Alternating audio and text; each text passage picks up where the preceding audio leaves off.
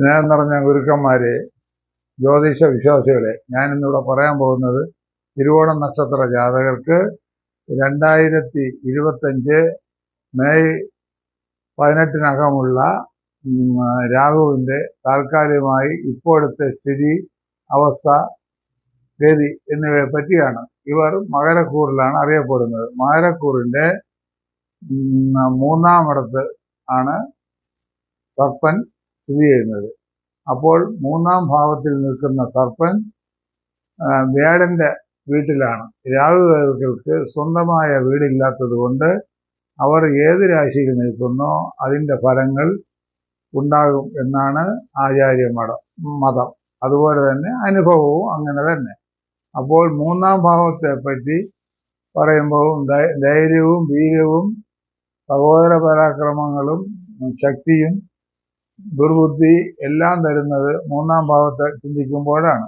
അപ്പോൾ 3-ാം ഭാവത്തിൽ നിൽക്കുന്ന രാഹു വ്യാഴബന്ധമുള്ളത് കൊണ്ട് ഇവർക്ക് ധനസമ്പാദ്യം, സൽകീർത്തി, ഭാഗ്യ ഐശ്വര്യങ്ങൾ, സുഖവും സന്തോഷവും, ബന്ധുജന സമാഗമങ്ങളും, ശത്രുക്കളായി നിന്നവർ ഇവരെ സഹായിക്കാനുള്ള സന്മനസ്സോടുകൂടി മുന്നോട്ട് വരിക,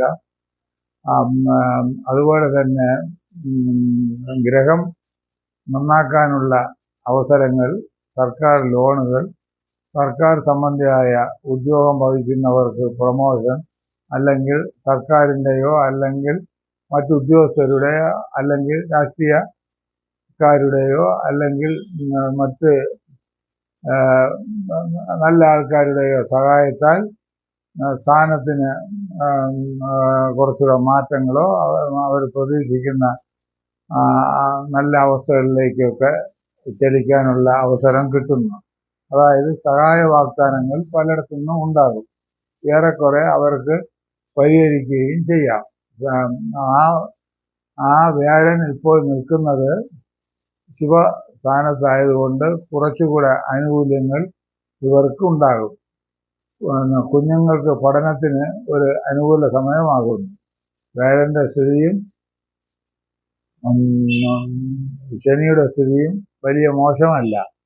അതുപോലെ തന്നെ വിദ്യാർത്ഥികൾക്ക്, മുതിർന്നവർക്ക് സാങ്കേതിക വിദ്യ പഠിക്കുന്നതിൽ വളരെ നന്നായിരിക്കും. അവർക്ക് അഡ്മിഷൻ കിട്ടുവാനും അവർ മനസ്സിൽ ഉദ്ദേശിക്കുക അല്ലെങ്കിൽ അവർക്ക് പ്രായോഗികമായി പഠിക്കാനുള്ള വിഷയങ്ങൾ കിട്ടുക, ഇതിനെല്ലാം പറ്റിയ സമയമാണ്.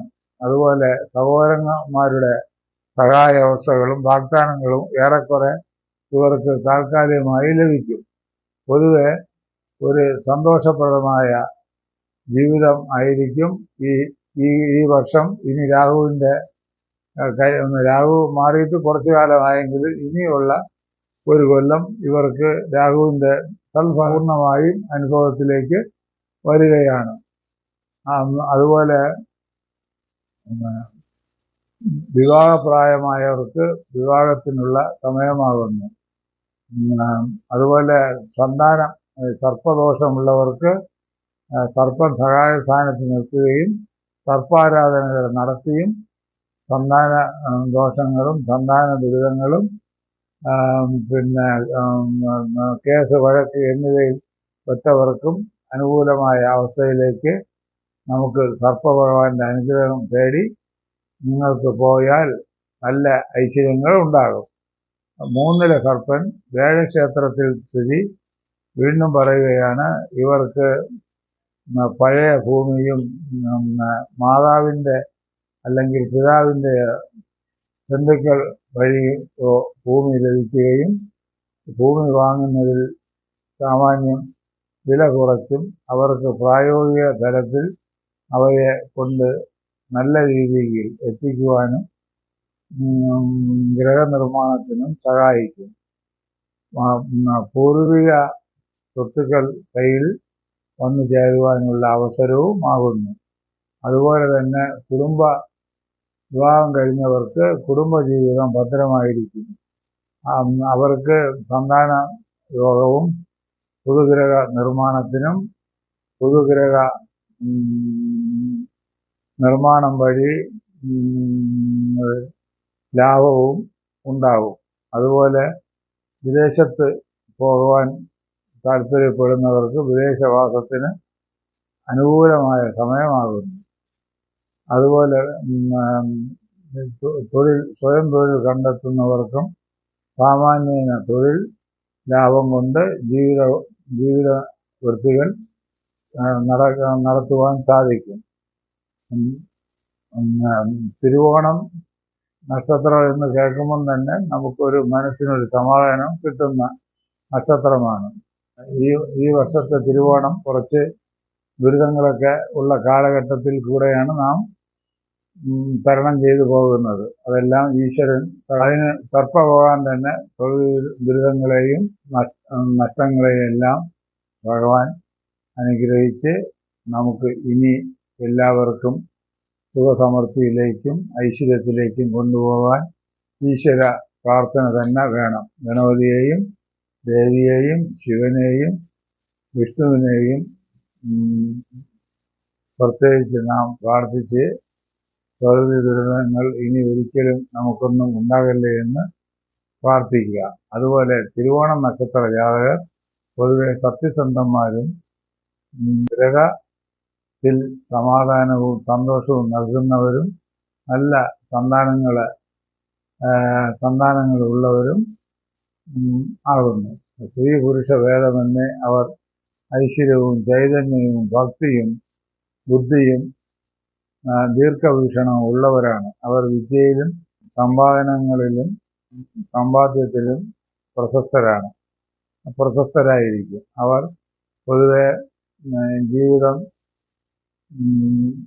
സന്തോഷപ്രദമായി ഉള്ള വരുമാനം കൊണ്ട് ദൈവത്തെ ഓർത്ത് ജീവിക്കുന്നവരാണ് കൂടുതലും നാം കാണാറുള്ളത്.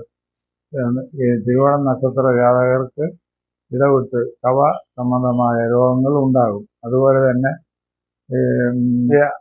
വയസ്കരായ ആൾക്കാർക്ക് തൊഴിൽ ചെയ്യുന്നവർക്ക് തൊഴിലിൽ അഭിവൃദ്ധി ഉണ്ടാകുന്ന കാലഘട്ടമാകുന്നു ഇപ്പോൾ.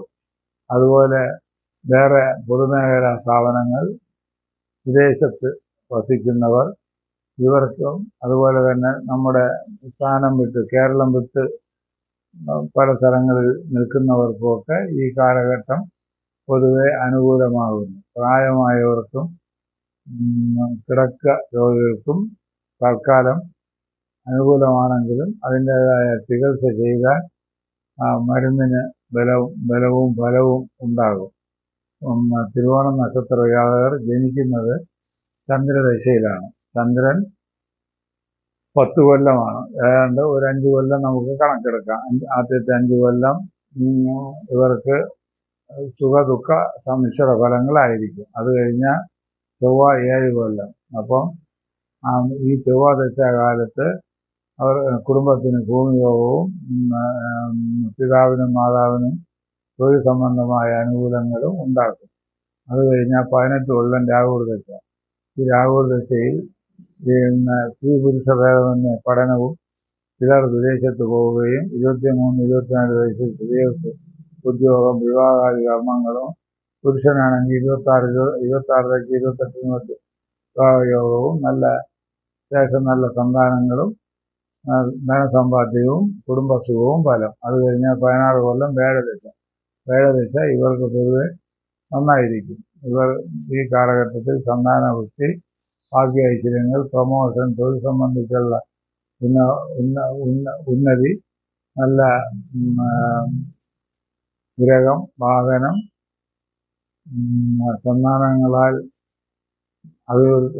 സന്താനങ്ങളെ കൊണ്ട് നേട്ടങ്ങൾ, അവർക്ക് പ്രശസ്ത വിജയങ്ങൾ എന്നിവ അനുഭവിക്കും. അത് കഴിഞ്ഞാൽ 19 കൊല്ലം ശനിദശ.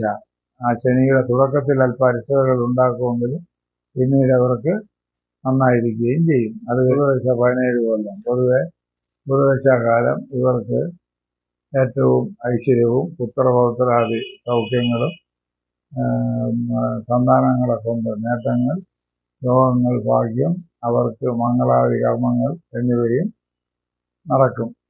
അതിനുശേഷം 7 കൊല്ലം കേതു. ഇങ്ങനെ ഇവരുടെ ദശകൾ മാറിക്കൊണ്ടിരിക്കുകയാണ്. ഇപ്പോൾ തിരുവോണം നക്ഷത്ര ജാതകർക്ക് 7 ശനി മാർച്ച് മാസം കഴിയുമ്പോൾ പൂർണ്ണമായി മാറുകയാണ്. അത് കഴിയുമ്പോൾ അവർക്ക് വളരെ നല്ല ലക്ഷണമായ കാര്യങ്ങൾ പലതും നടക്കും. കാരണം പ്രതീക്ഷിച്ചിരിക്കുന്ന തൊഴിലുകൾ ലഭിക്കും. പൂർത്തീകരിക്കാത്ത വിദ്യകൾ പൂർത്തീകരിക്കും. തൊഴിലിൽ എന്തെങ്കിലും കേസോ വഴക്കോ ഉണ്ടെങ്കിൽ അവ പരിഹരിച്ചു വരും. കുടുംബ ബന്ധങ്ങളിൽ അഭിവൃദ്ധി ഉണ്ടാകും. സ്നേഹം, ദയ, സത്യം എന്നിവ പുലർത്തുകയും ചെയ്യാൻ സാധിക്കും. ഇവർ പൊതുവെ മഹാവിഷ്ണുവിനെയും ശിവനെയും പൂജിക്കുകയും ദേവീക്ഷേത്രത്തിൽ കുങ്കുമാർച്ചന നടത്തുകയും ചെയ്യണം. ചിലർക്ക് പൂർവിക ദോഷങ്ങളുണ്ടെങ്കിൽ തിരുവല്ലത്ത് തിരുനെല്ലിയിൽ എന്നീ പുണ്യ സ്ഥലങ്ങളിൽ പോയി തിലഹോമം കർമ്മങ്ങൾ നടത്തി കുടുംബദോഷങ്ങളും മാറ്റാവുന്നതാണ്. തിരുവോണം നക്ഷത്ര ജാതകർക്ക് ചന്ദ്രദശയിൽ ജനിക്കുന്നത് കൊണ്ട് ആദ്യം ദേവീപ്രീതി, അടുത്ത് ചൊവ്വാദശ ആയതുകൊണ്ട് മൃഗപ്രീതി, അടുത്ത് രാഹുർദശ ആയതുകൊണ്ട് സർപ്പപ്രീതി, അത് കഴിഞ്ഞാൽ വേഗദശ ആയതുകൊണ്ട് വിഷ്ണുപ്രീതി, അത് കഴിഞ്ഞ് വരുന്ന ശനിദശ ശാസ്താപ്രീതി, അത് കഴിഞ്ഞ് വരുന്ന ഗുരുദശയിൽ ഹനുമാൻ പ്രീതി, വിഷ്ണുപ്രീതി, അത് കഴിഞ്ഞ് വരുന്ന കേതുദശയിൽ ഗണപതിപ്രീതി, സർപ്പപ്രീതി, അത് കഴിഞ്ഞ് വരുന്ന ശുക്രദശയിൽ ഗണപതിപ്രീതി, ശിവപ്രീതി എന്നിവ വരുത്തി നല്ല അനുഭവങ്ങൾ ഉണ്ടാക്കുക. സർപ്പൻ ഇവർക്ക് ഇപ്പോൾ അനുകൂലാവസ്ഥയും സഹായ സ്ഥാനത്തും നിൽക്കുന്നു. അതുകൊണ്ട് എല്ലാ ഐശ്വര്യങ്ങളും സർപ്പഭഗവാന്റെയും വിഷ്ണു ഭഗവാന്റെയും സഹായത്താൽ തിരുവോണം നക്ഷത്ര ജാതകർക്ക് ഉണ്ടാകട്ടെ എന്ന് പ്രാർത്ഥിച്ചുകൊള്ളുന്നു. എന്ന് മലയൻകീഴ് സുക്ഷേത്രം.